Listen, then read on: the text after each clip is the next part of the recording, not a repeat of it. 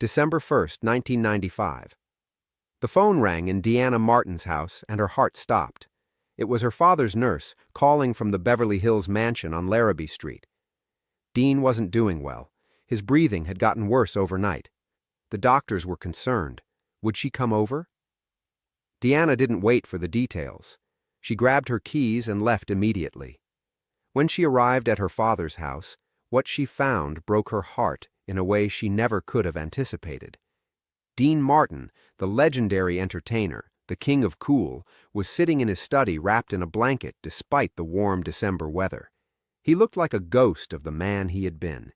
His face was gaunt and pale. His eyes were sunken. His hands shook as he held a glass of water. He was struggling to lift it to his lips. 2 years earlier, in 1993, doctors had diagnosed Dean with lung cancer. 2 years of chemotherapy, 2 years of radiation, 2 years of slowly watching his body betray him. But it was more than just the cancer. It was emphysema, the result of 50 years of smoking. It was kidney problems. It was liver problems. It was everything his body had been damaged by finally catching up with him at once. The doctors had given him a prognosis back then. Maybe 3 years if he was lucky, maybe 2 if the cancer was aggressive. It had turned out to be closer to 2. By December 1995, they were telling him he had days, maybe a week, maybe less. But they were using the word days now instead of months. The transition from hope to reality had been swift and merciless. Deanna walked across the room and knelt down beside her father's chair. "Dad," she said quietly, "how are you feeling?" Dean looked at his daughter and tried to smile, but it came out as more of a grimace. "I've been better," he managed to say. His voice was hoarse, the voice of a man whose lungs were slowly filling with fluid. Deanna held her father's hand.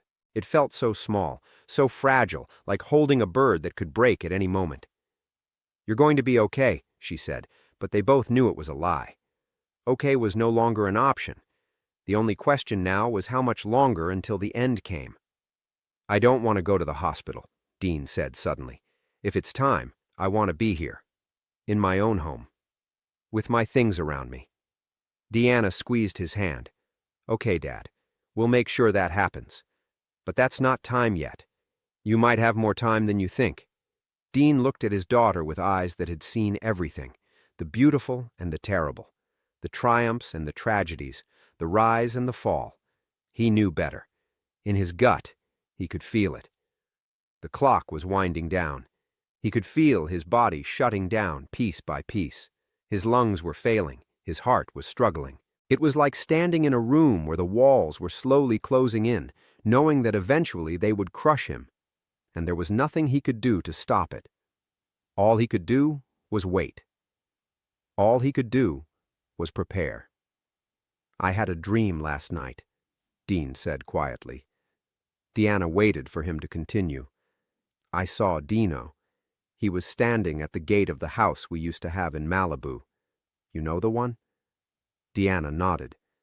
She remembered that house. She remembered playing in the yard while her brother practiced tennis. She remembered her father's laugh echoing through the halls. That was before 1987.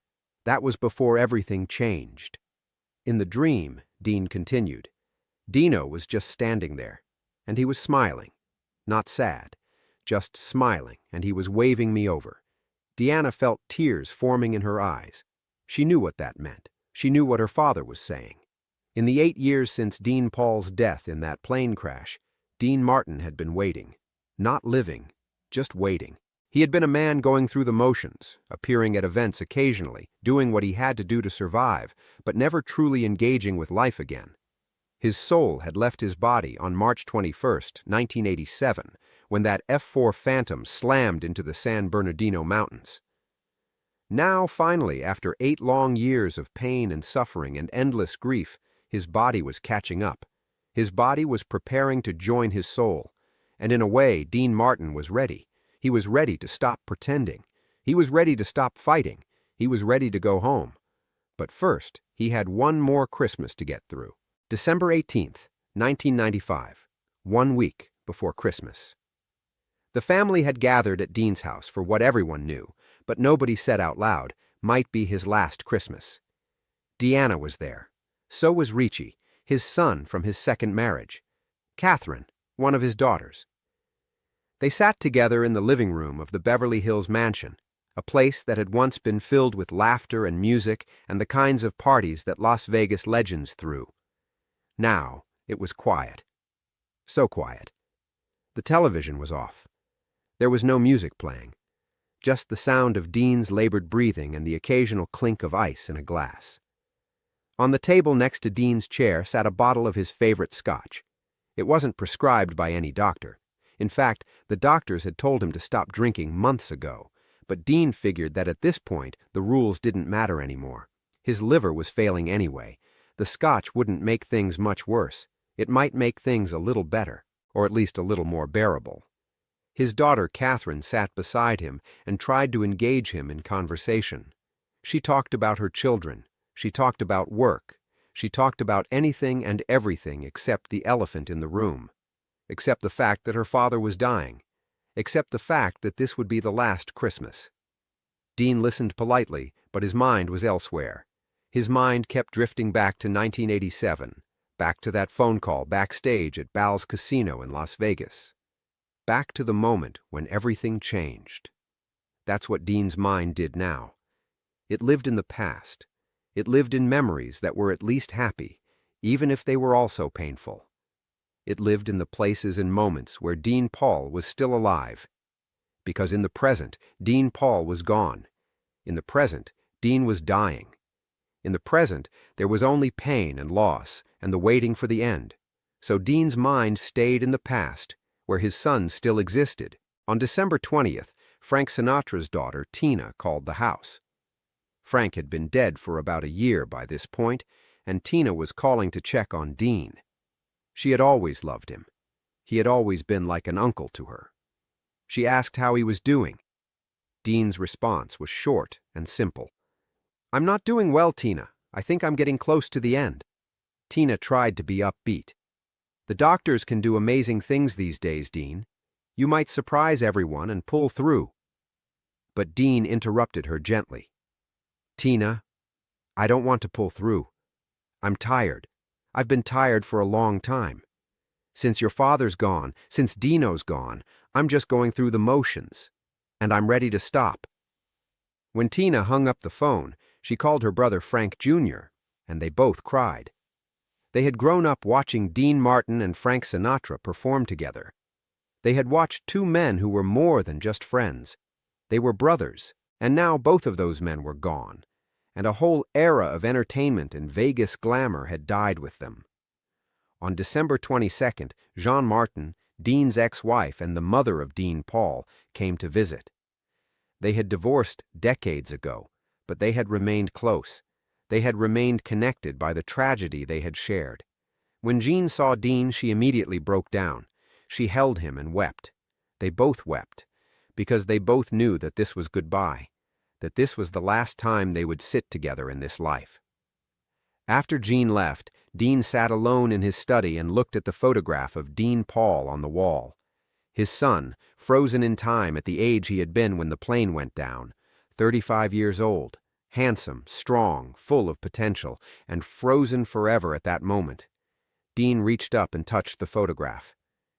"If I could trade places with you," he whispered to the image of his son, "I would do it in a heartbeat. I would give everything, all of it.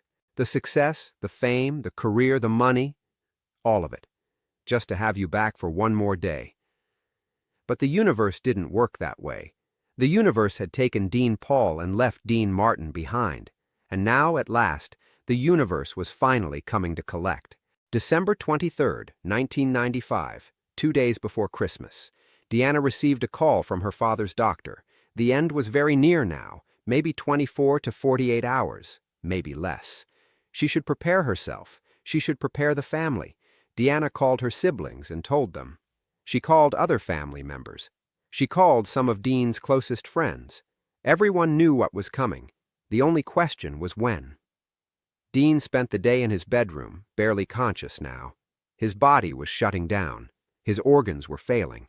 The pain was being managed with powerful medications that kept him in a state somewhere between waking and sleeping. between this world and the next. In his dreams, he saw his son. In his dreams, Dean Paul was young again, healthy again, full of life. They would talk, they would laugh, and Dean would try to convince his son to wait a little longer, to let his father finish this last Christmas. But the dreams would fade, and Dean would wake up, and the pain would come rushing back, and he would remember that his son was gone, and that he was still here, still suffering, still waiting for the end that wouldn't quite come. On the night of December 23rd, Deanna sat with her father in his bedroom. He drifted in and out of consciousness. During one of the moments when he was lucid, he reached over and took his daughter's hand. "Deanna," he whispered, "I need you to promise me something. Anything, Dad. I promise. I don't want you to be sad after I'm gone. I know you will be. I know it will hurt. But I want you to understand that I'm not suffering anymore. I'm going to be with Dino. I'm going to finally be at peace. Promise me you'll remember that. Promise me you'll be happy for me." Deanna could barely speak through her tears. "I promise, Dad. I promise." Dean squeezed her hand weakly. "Good. That's good. Because I've been running from something for 8 years. Running from the pain of losing him. And now I'm finally going to stop running. I'm finally going to let it catch up with me. And once it does, once I accept it completely, I'll be free. I'll be with Dino again. We'll be together again." Those were the last coherent words Dean Martin would ever speak. December 24th, 1995, the morning of Christmas Eve. Dean was unconscious now, barely breathing. The doctors said it could be hours or it could be minutes. Nobody knew. His body was simply shutting down, system by system. The family had gathered at the house. Deanna was there. Her siblings were there. Some of his grandchildren were there. They sat in the living room, not wanting to leave, not wanting to miss the moment when he finally slipped away. Around 2 p.m., Deanna went into her father's bedroom to sit with him. She held his hand and looked at his face. Even dying, even at this late stage, you could still see traces of the handsome man he had been. You could still see the king of cool underneath the ravages of disease and age. She thought about all the times he had made her laugh, all the times he had supported her, all the times he had been there for his children, even when he was suffering himself. She thought about the father he had been before the tragedy, the father who would come home from his performances in Vegas and tell stories about what happened on stage, the father who would play tennis with his son and lose on purpose just to see him smile, the father who had been so proud of Dean Paul that he could barely contain it. And she thought about the father he had been after, the shell of a man, the ghost who looked like her father but wasn't quite there, the man who had been slowly dying for 8 years, ever since his son had died. But now, finally, that long dying was almost over. The pain was almost finished. The suffering was almost complete. And soon, her father would be at peace. At 6 p.m. on Christmas Eve, Dean's breathing became more labored. His family knew the end was very close. Deanna went to get the priest. Dean Martin had been a Catholic his entire life, and even in his final days, even as his faith had been tested by the loss of his son, he still wanted the sacraments. He still wanted to make peace with God. The priest arrived and administered the last rites. He read prayers over Dean's body. The family gathered around the bed. They held hands. They wept. They waited. By 8 p.m. on Christmas Eve, Dean was barely breathing at all. His pulse was weak. His heart was barely beating. Deanna sat on the edge of his bed and leaned close to her father's ear. She whispered to him, "It's okay, Dad. It's okay to let go. Dino's waiting for you. Go to him. Be with him. It's time." And then she waited. She waited for her father to take one more breath. She waited for the moment when his heart would beat for the last time. She waited for the moment when Dean Martin would finally, after 8 years of pain, after 8 years of waiting, after 8 years of slowly dying from the inside out, would finally be at peace.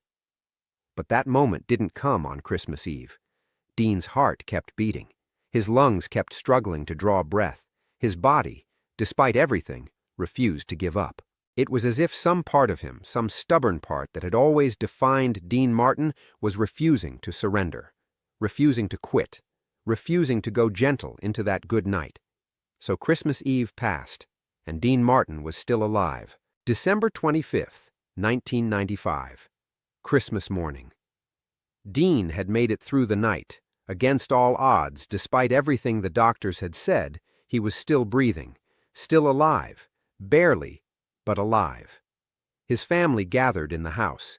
They exchanged gifts in the living room, but there was no joy in it. There was just the overwhelming presence of death in the house. Death that was waiting, death that was coming, death that refused to be rushed. At 10 a.m., Deanna went into her father's room to check on him. She held his hand and talked to him. She told him about her life, about her children, about the things she was grateful for, about how much he meant to her. She didn't know if he could hear her. The doctors said that hearing was often the last sense to go, that even when people appeared to be completely unconscious, they could sometimes still hear what was being said to them. So Deanna talked. She talked and she talked and she talked. She told her father everything she had never said, everything she had always wanted to say. And she hoped that somehow, somewhere in that failing body, in that brain that was shutting down, her father could hear her. At noon, the family took a break. They gathered in the kitchen and tried to eat some food, but nobody was very hungry. They just sat together in silence, waiting for the phone call that would come from the bedroom, waiting for the moment when the nurse would come out and say that it was over. At 2 p.m., Deanna went back into her father's room. His breathing was even more shallow now. His pulse was barely detectable. She knew it was getting close. She could feel it. She called the family back in. They gathered around Dean's bed. They held hands. They held him. And they waited for the end to come. At 3 p.m., Dean Martin's breathing became even more labored. His body tensed.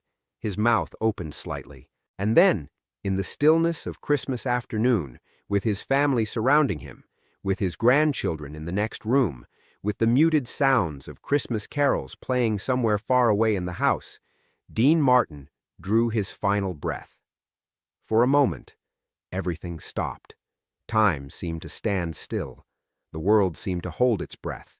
And then it was over. It was 3:24 p.m. on December 25th, 1995, Christmas Day, the day when a king finally came home. But here's the thing that the official records don't tell you. Here's the thing that only the family knew. Here's the thing that nobody has ever fully explained. In those final moments, just before his last breath, just as his heart was beating for the final time, Dean Martin said something. He didn't say it out loud. He whispered it so quietly that only Deanna, who was leaning in close, could hear it. It was so quiet that it was almost like it wasn't said at all, like it was just something that the dying mind imagined. But Deanna heard it. She heard it clearly. And what her father whispered in those final moments of his life was just 3 words. 3 words that would echo through the rest of her life. 3 words that would haunt her and comfort her and define everything about that moment. 3 words that explained everything about who her father was and why he had been willing to let go. Dean Martin looked at his daughter, and he whispered, "I see him." That was all he said. I see him. In his final moments, as his consciousness was slipping away, as his body was shutting down, as he was standing in that space between this world and the next, Dean Martin saw his son. Dean Paul was there. His son was waiting for him. After 8 years of grief, after 8 years of pain, after 8 years of living in a world without his son, Dean Martin finally saw him again. And in that moment, everything made sense. All the suffering made sense. All the waiting made sense. All the dying a little bit every day made sense. Because it was all leading to this moment. It was all leading to the moment when he could finally be reunited with the person he loved more than his own life. Deanna didn't say anything. She just held her father's hand as he passed. She held it as his heart beat one final time. She held it as the breath left his body. She held it as the King of Cool finally, at long last, came home. When the doctors came to officially declare Dean Martin dead, the house fell silent in a way it had never been silent before. A man was gone. Not just any man, but Dean Martin, the legend, the performer, the father, the son, the man who had entertained millions of people over the course of 60 years, the man who had made the whole world fall in love with him, the man who had spent 8 years slowly dying from a broken heart. Deanna called the news to his friends and family. Frank Sinatra Jr. cried on the phone. Sammy Davis Jr.'s daughter cried on the phone. The family of Peter Lawford, the last surviving member of the Rat Pack, cried on the phone. Because they all understood what had died with Dean Martin. It wasn't just a man. It was an era. It was a time in American entertainment that could never come back. It was a kind of cool, a kind of style, a kind of presence that belonged only to Dean Martin and would die with him. By the next morning, December 26, 1995, the news had spread throughout the world. Dean Martin, the king of cool, the legendary entertainer, had died on Christmas Day. He was 78 years old. The cause of death was acute respiratory failure, the result of emphysema, lung cancer, and years of smoking. But anyone who really knew him knew the true cause. Dean Martin died of a broken heart. He died from the loss of his son. He died from 8 years of waiting to be reunited with the person he loved most. He died because the world without Dean Paul Martin was not a world worth living in. The funeral was held on January 3, 1996, at Westwood Memorial Park in Los Angeles. It was attended by hundreds of people, celebrities and civilians, friends and family, people who had known Dean for decades and people who had only known him through his movies and his music. The eulogies were long and heartfelt. They talked about his talent. They talked about his charisma. They talked about his sense of humor. They talked about the way he could light up a room just by walking into it. But underneath all of those eulogies was one simple truth. Dean Martin was a man who loved his son more than life itself. And when his son died, a part of Dean died with him. Everything after that was just waiting, just counting down the days until he could be reunited with the person who made his life worth living. Deanna Martin, standing at her father's grave, thought about that final whisper. I see him. Those 3 words had meant everything. They meant that her father was finally at peace. They meant that the suffering was over. They meant that Dean Martin and Dean Paul were finally together again. And in that moment, as she looked at her father's casket being lowered into the ground, Deanna smiled through her tears. Because she knew that her father wasn't sad anymore. She knew that he wasn't suffering anymore. She knew that at last the King of Cool was home. In the weeks and months that followed Dean Martin's death, the world began to understand the full extent of his tragedy. The story of his final Christmas, the story of how he had spent it waiting to die, slowly becoming more and more conscious of his own mortality, began to emerge. Interviews with family members were published, stories were shared, and slowly the picture became clear. Dean Martin hadn't just died of emphysema and lung cancer. He had died of grief. He had died of the impossible pain of losing a child. He had died of a love so profound that it couldn't survive the loss of its object. And in dying that way, Dean Martin had reminded the world of something that celebrities often try to hide. He had reminded the world that fame doesn't protect you from loss, that wealth doesn't protect you from pain, that being loved by millions doesn't make it hurt any less when you lose the one person who matters most. A psychologist who had been following Dean's case wrote an article about it. She said that Dean Martin's death was a case study in what happens when a parent loses a child. The grief was so overwhelming, the pain was so complete, that it essentially robbed him of the will to live. His body gave out, yes, but his mind gave out first. His spirit gave out first. By the time his body finally failed, it was almost a mercy, it was almost a blessing, because it meant that the suffering could finally end. In the years that followed, Dean Martin's story became a kind of lesson, a cautionary tale about the dangers of grief, about the importance of support systems, about the necessity of trying to live, even when life feels unbearable. His family spoke out about how they wished they had been able to reach him more after Dean Paul's death, how they wished they had been able to pull him out of the depression, how they wished they had understood just how much danger he was in.